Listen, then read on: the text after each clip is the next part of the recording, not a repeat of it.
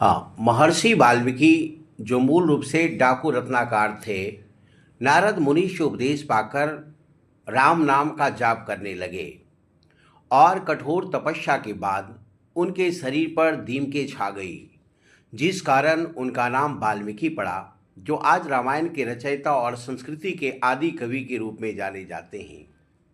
प्रचलित कथा के अनुसार महर्षि वाल्मीकि का मूल नाम रत्नाकर था और वे ब्रह्मा जी के पुत्र प्रचेता के वंशज थे, जिन्होंने एक भीलिनी के साथ विवाह किया और भील परिवार में उनका लालन पालन हुआ।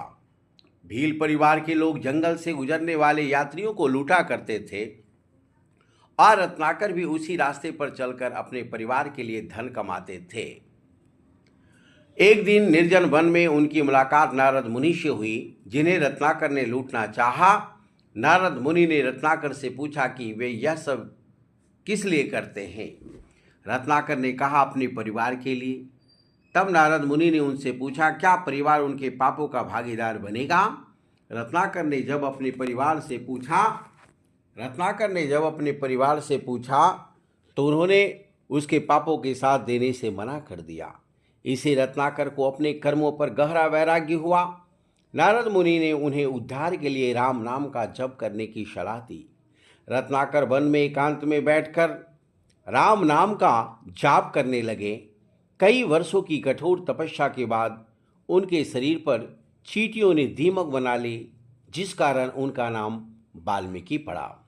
कालांतर में महर्षि वाल्मीकि ने इसी छंद में रामायण की रचना की, जो संस्कृत साहित्य का पहला काव्य है और वे स्वयं आदि कवि कहलाए।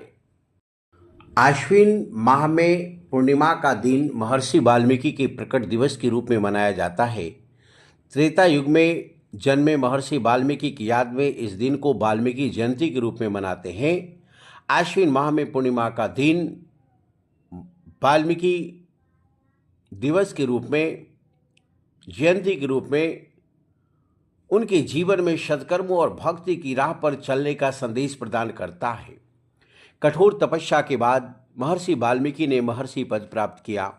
परमपिता ब्रह्मा के कहने पर उन्होंने भगवान श्री राम के जीवन पर आधारित रामायण महाकाव्य की रचना की। महर्षि वाल्मीकि को आदि कवि कहा गया है। उनका पूर्व नाम रत्नाकर था।